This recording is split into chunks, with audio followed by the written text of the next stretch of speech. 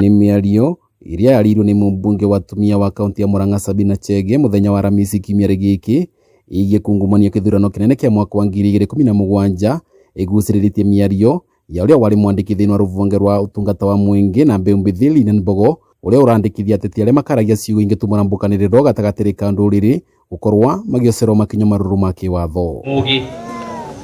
Lilian akiaria nuragwa miario ta iyo ni ugwati munene kwirumwe na thayo wa mwingi makiria kavinda gaka bururi werekerete kithurano kinene kia mweri wa kanana. Kenya, we will not allow ourselves to ever go back to where we were in 2007. Those words are they are an abuse to the women of this country. They are an abuse to parents, to children, people who suffered a lot of violations. Lilian urauga bururi kavinda gaka ni kuravura ironda cia mwaka wa 2007 na koguo vaina vatwatheti kurira miario iria ingururumura ironda icio kwi aria mavutirwo ni maruru makithurano kia mwaka ucio. How does somebody even say such words? Not just in private but in a public forum. What are you telling us? That if you manage to steal what?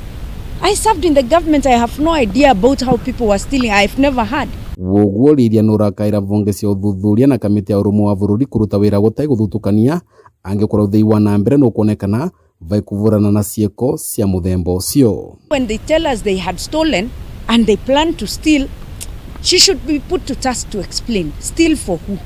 And why steal? Who gave them the mandate and authority to choose for the people of Kenya? What are we going to elections for?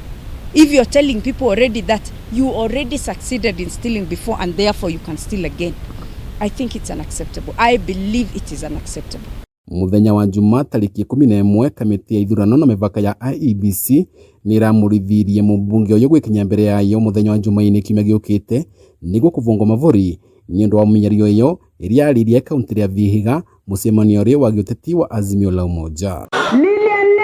Vandure va Kameme TV ni kaunti ya Embu ni Abita Dennis Fundi.